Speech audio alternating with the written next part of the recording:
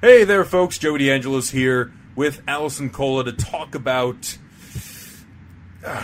something. This is our first installment of our series, Disasterpiece, where we talk about simply the worst cinema has to offer. And tonight's offering, we're going to talk about the Good Times Entertainment direct to VHS and DVD version of Beauty and the Beast. How did you first come across this version? I honestly first came across this version of Beauty and the Beast goofing around on YouTube. I was looking up Beauty and the Beast stuff kind of in preparation for the new movie that just came out and that you and I just reviewed. And I accidentally came across the movie of this, and I was so curious as to what it was. And after I'd watched it, I had to know more, so I kept digging, and I found out that this was essentially made to be back then the Netflix ripoff of the big Disney movie that was coming out that year.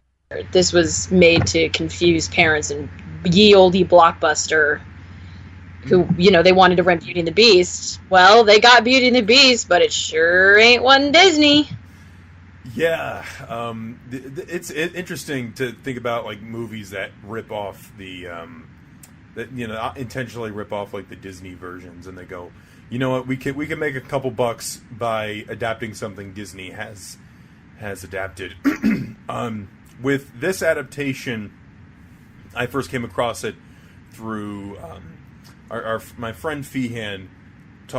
Watches this guy on YouTube, Phaelus, and he reviews a lot of these like really junky direct to VHS, direct to DVD movies, and one of them was this version of Beauty and the Beast. It's not quite 50 minutes long, and you really have to see it in order to believe it. And I believe you can probably find it on YouTube somewhere. Somebody's probably posted it, or you can look it up somewhere. I was given it as a birthday gift, and I have a t-shirt of one of the characters from this movie, so in a weird, strange way, it's kind of a weird cult movie where people understand. When you say something from the movie, this very small group of people will understand immediately what you mean. It's funny, you say cult film. This could only be the creation of some sort of demonic deal. That's the only thing I could use to describe this movie. It's absolutely crazy. I would definitely recommend checking it out. Joey and I are going to talk about it pretty much in detail. So if you really care about spoilers that much, go ahead and find it on YouTube. That's where I found it at first. I think it's still up there. But we're going to talk about everything, because holy crap, this movie has so much stuff in it. For like being only 50 minutes, it's got so much stuff to talk about. The characters, for one thing, people want to rag on Disney characters for whatever reason they can find, but these characters, oh boy. Beauty in this is actually literally named Beauty, like close to the original fairy tale. In the original fairy tale, Beauty lives with her father, and occasionally she is given siblings, and essentially they are the children of a wealthy merchant. This movie very much follows that plot line rather than the Disney-centric version of her father being an inventor and them being alone. This is much more clustered. Not really in a good way. No, so yeah, characters, man. These characters are quite a doozy. I mean, we have Beauty, quite literally named Beauty, in this version, and oh my god, she looks like so dead in the eyes, and she just, like the characters that people complain about in like a Disney film that are just nice and willing to go along with things. This is her. This is that stereotype in a character where she's just, very little resistance in any way. Because people sometimes rag on Belle, and the thing I say is like, well, at least with Belle, she doesn't take anybody's crap. in the Disney Beauty and the Beast. She's like, no, like when somebody like does something, she's like, no, you're not going to do that. Stop. Thank you. Thank you. This one, she's just like, oh, okay. Oh. Hold on. No. Okay, and you guys couldn't see what I did there because we have yet to upgrade to video reviews. There's a very famous gasp that, again, if you watch the Fellas review, you'll understand. His review is hilarious too, so definitely check that one out. Yeah, she just looks so dead in that sequence as she gasps. You know, like Allison, she has no emotion whatsoever to anything. Allison, just with the snap of the moment, sounded more genuinely shocked than Beauty did in this version. So then you have other characters we have to talk about. We have to talk about the old man. For me, he is the highlight of this motion picture. You know, because he kind of talks like this, and I'm a merchant, so. You know, Beauty, and that's how kind of how he sounds in this version. I remember first watching this, just listening to his voice and his stutter and his mannerisms. I got annoyed, but in a very comedic way. I got annoyed just listening to him talk, and he was just blundering and blithering, and he was just so stupid. That's just so dumb. One of my favorite. It's just fantastically bad. One of my favorite moments in the movie is when he's checking the last of his ships that actually made it to port, and all of his goods are damaged. So he talks to like the I guess the captain or like the dock guy, and he looks like Captain Nemo from like the Jules Verne novel. He's got like a big beard. And he has a voice that's like this. I don't know, sir. I'm sorry, but your stuff is gone.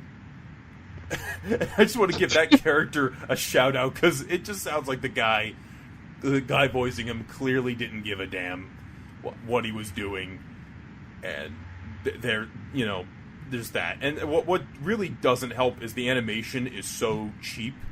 Good animation can add a lot of personality and character.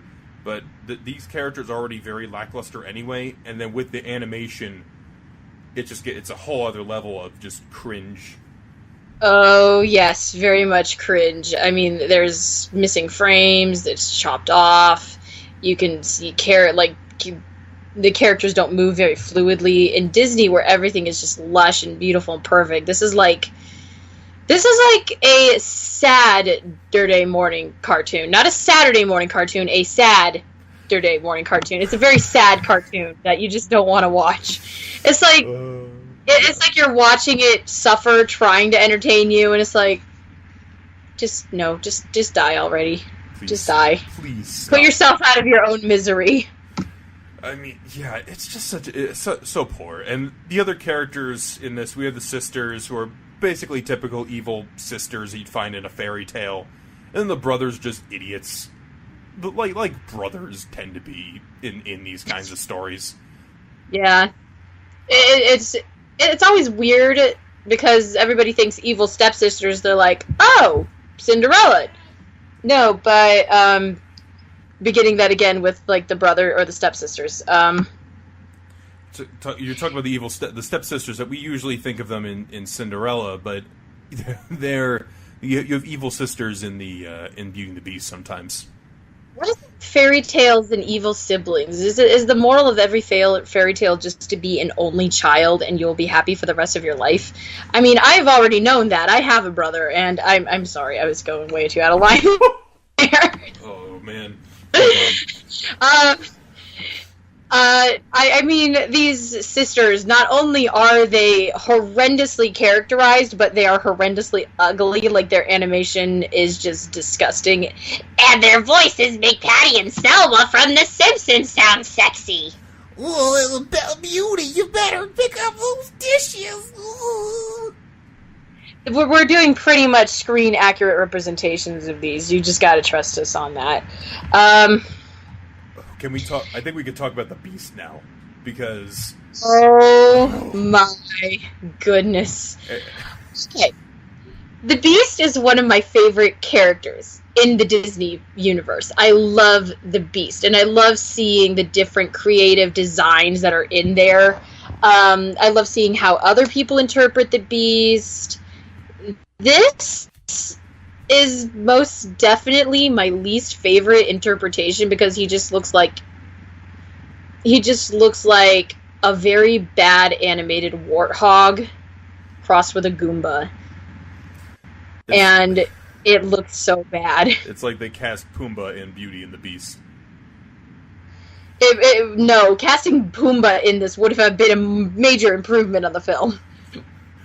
At least then we would have gotten Ernest Vella to voice the Beast instead of whoever we got this for this. This clown, and he's so like over the top in like the things that he says, like if you don't come back within a week, I will surely die. Yeah, they're pretty on the nose with these lyrics, whereas Disney is, they're very subtle and have subtext, and, you can glean things from what the characters are saying and put your own pieces together. This is literally like entertainment, like baby entertainment, where it just spells out the plot 100%, but even that doesn't make sense. We'll get to that a little bit more in a little bit. I mean, it's weird because the castle doesn't have any servants except for one weird fairy godmother rip-off-ish character named Clara. And she's the only one in this movie to have a name besides Beauty. It's either Old Man or Brothers or Beauty or Beast or whatever. Nobody else has an actual proper name, and it's just kind of sad. It's frustrating, definitely. Clara is just feels so out of place in this version. Everyone else is like weird and like dead inside, and then she has this voice, yeah. Or so, It's just it's so nasally and annoying, and she's basically anyone who didn't like the fairy godmother in Cinderella. I don't know who you are, but you have no soul. This is who I think they see. Because not only is she the Beast's servant, but she can do magic. Because reasons. That's never explained in the movie. Why would it be explained? It's just... Why would it be explained? But then you have her sister, I believe, like an evil fairy that comes into the story out of nowhere. Literally out of nowhere. I think that's all of our characters. I believe. Yeah, there's not really a big cast. I mean, the story is only 50 minutes long. It does not take a long time to get through it. I mean, it starts out at the farmhouse with Beauty and her dad and her sisters and her brothers, and they're all sad because they're all poor. And the sisters are whining. Well, actually, about the beginning, the opening credits when they show the title, basically like spoil towards the end of the movie when they're dancing. Oh yeah, I forgot about that. Like the Beast, open up when they're dancing. The Beast and Beauty, the Beast and Beauty are dancing, and the song goes Beauty, Beauty, Beauty. It's like a very generic, like weird song thing that you would hear in a direct-to-VHS movie. Like if you think the Disney VHS songs are bad, which some of them are, definitely. But like some of the direct sequel songs you're talking about? Some of those are bad. But this one, this is... It's bad. But it's so funny. We have to stress that this movie is bad, but it's funny. It's worth a watch if you really want to laugh. The lyrics at the beginning make me think, somebody was watching their kid watch, like a little baby or something, watch Beauty and the Beast, and they can't say the whole thing, so they're like, Beauty, Beauty... And they just took that down as the lyrics for this darn thing. So, weird random... What was one of the weird random highlights in this movie for you? The old man's face. There's a wonderful moment where if you pause the screen, that's where the t-shirt that you have comes into play. It's him giving the most derpy face look on the face of the planet. And that's what it says on the t-shirt, too. It's just so great, and you look at it, and you just start cracking up. But, there's one gigantic what the hell kind of moment that happens right towards the end of the film. And, Joe, you know what I'm talking about, don't you? I think you do.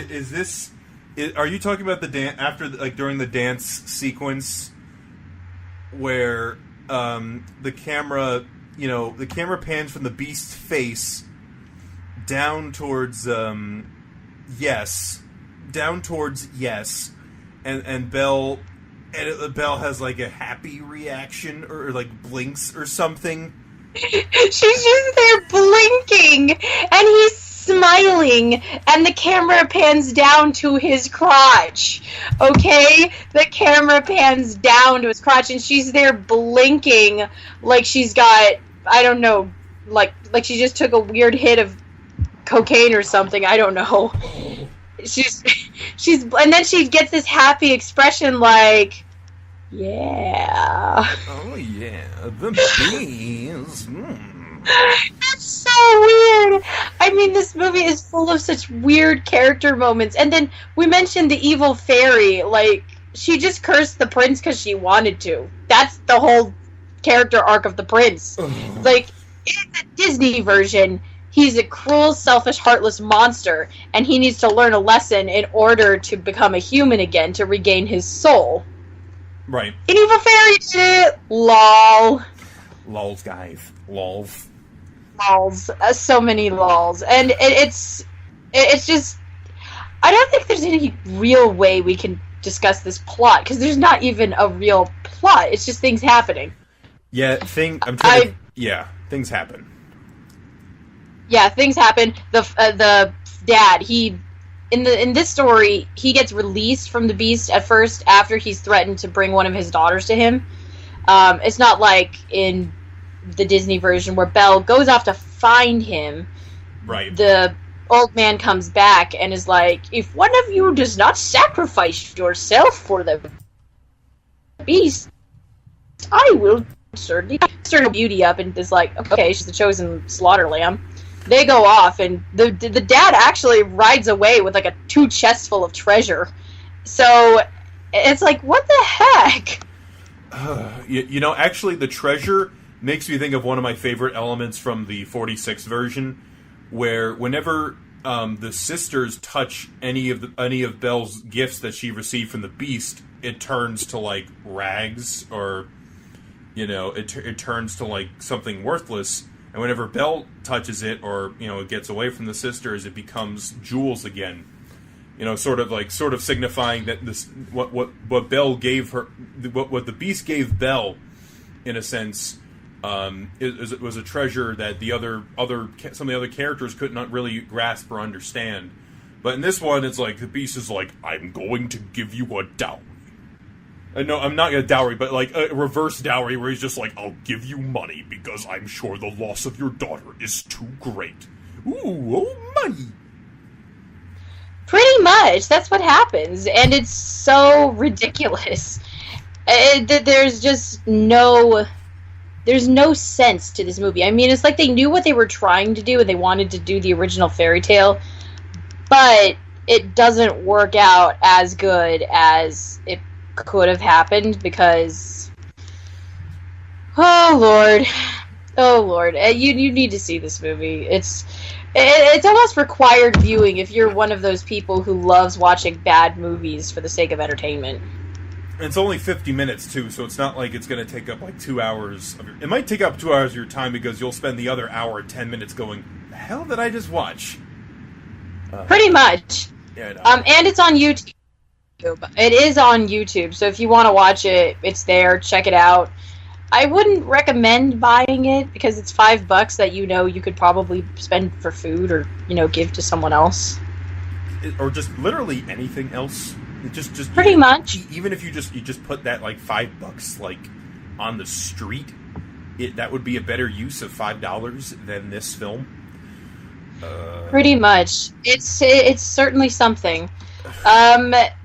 definitely in comparison to the other two Beauty and the Beast films that are most notably known, that being the Disney version, and I'm not counting the live action one yet because it's new. pretty much right in line. Yeah, and it's still so in line with the '91 version. This is definitely among the worst adaptations you'll find. There is another direct-to-video Beauty and the Beast movie produced by the same company. I think it was Golden, and Golden that one Films is one that something. Golden Films. Yeah, that one's just as bad, if not worse, in some ways. That one's quite a doozy.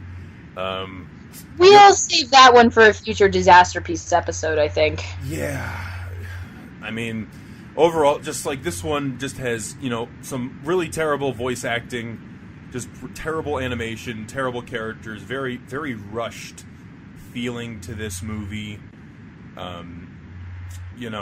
It's just it was funny because with this movie, it's so old that when I first opened my copy of it, it had an advertisement saying, "Get these movies on VHS and DVD."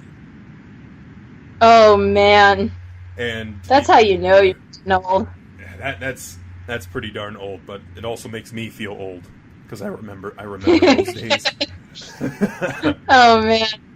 So, anyway, thank you guys for listening to this nonsense. If you want to check it out, look it up on YouTube. And if you want to see, you have a suggestion for a future Disasterpiece episode, please leave it in the comment section, either on Facebook, send us messages on Facebook, or on this YouTube video. Like, share, subscribe, all that jazz. I'm Joey DeAngelis. I'm Allison Cola, and we will see you later, Movie Squad.